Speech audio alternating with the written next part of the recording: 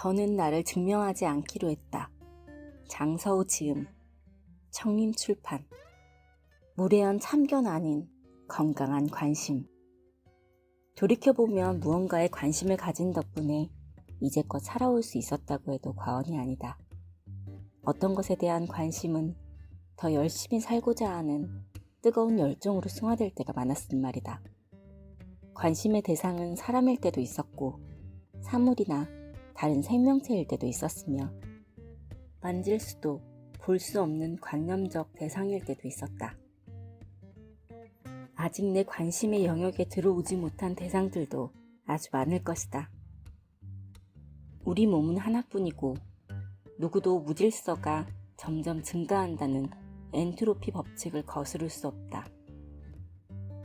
이번 생애에서 개인이 관심을 가지는 대상에는 물리적 한계가 있다는 말이다. 그러니 누군가에게 관심을 기울인다는 것은 얼마나 소중하고 감사한 일인가. 그런데 언제부턴가 우리 사회에서는 남에게 관심을 두지 않는 것이야말로 자존감이 높은 쿨한 태도로 여겨지는 것 같다. 관심이란 단어가 오지랖 내지 참견으로 오해받기도 한다. 나는 타인에게 관심이 없어요 라는 말이 내 성격은 쿨해요와 비슷하게 여겨지는 것은 한국인 특유의 오지랖 문화에 대한 반발심에서 비롯된 것일 수도 있고 쓸데없이 남에게 참견하기 좋아하는 사람처럼 보일까봐 애초에 태도를 그렇게 정한 걸지도 모르겠다. 예전에 어느 지인 모임에서도 같은 말을 한 사람이 있었다.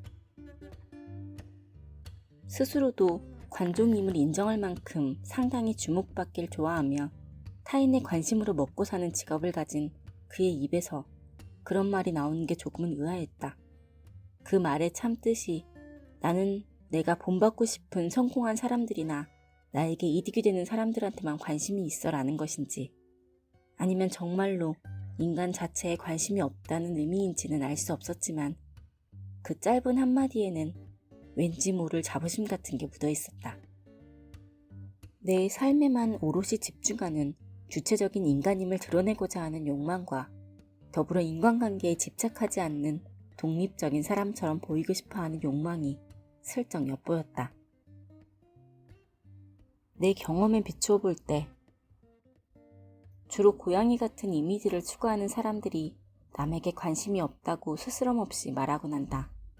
자신은 너무나 매력적이라 항상 남들의 관심을 받고 있지만 정작 본인은 타인에게 관심을 주지 않는 도도한 고양이.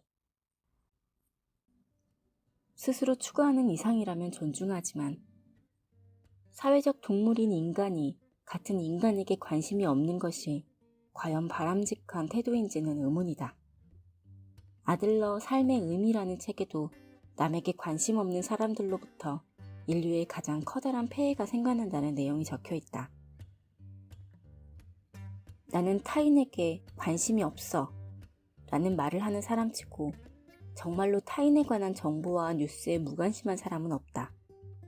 사람에 대한 무관심이 사실이라면 굳이 저런 말로 자신을 어필할 필요조차 없기에 오히려 이런 사람일수록 남들의 삶에 관심을 가질 가능성이 크다.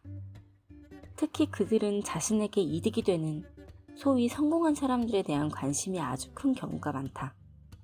자기 분야에서만큼은 요즘 누가 제일 잘 나가는지, 누가 자기 편이 될 사람이며 누가 적인지 등에 대해 언제나 촉을 세워두고 예민하게 탐색하지만 본인 이미지를 생각해서 겉으로는 무심한 척하는 경우가 많다.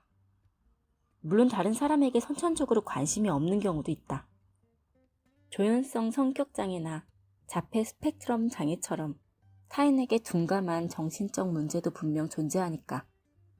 그렇지만 이런 게 아니라면 타인을 향한 관심은 사회적 동물의 특성이다.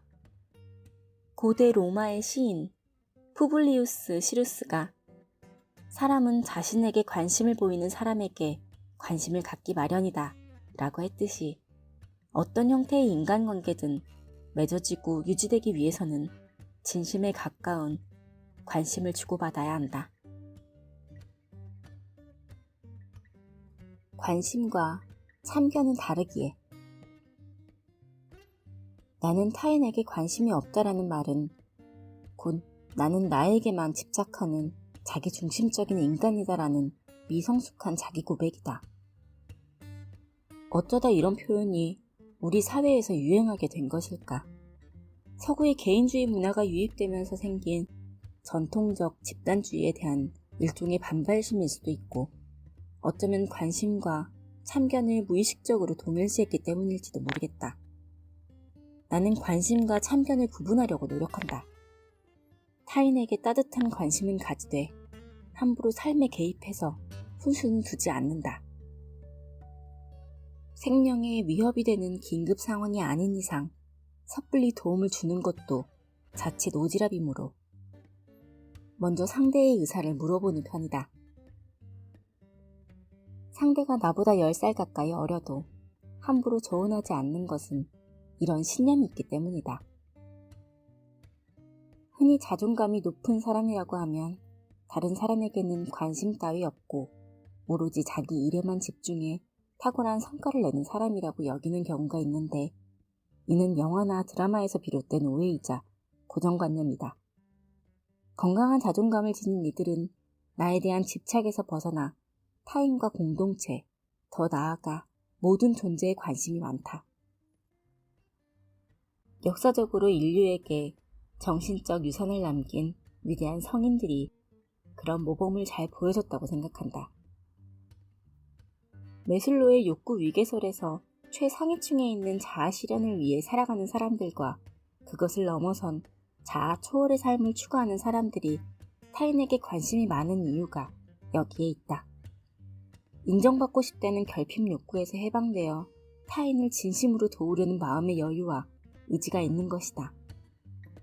각박한 세상에서도 따뜻하고 진실한 사람들은 각자의 자리에서 묵묵히 존재감을 드러낸다고 믿는다. 그런 믿음을 가슴에 품고 세상의 풍파에 흔들림 없이 타인에게 더 친절하고 너그러운 우리가 되었으면 좋겠다.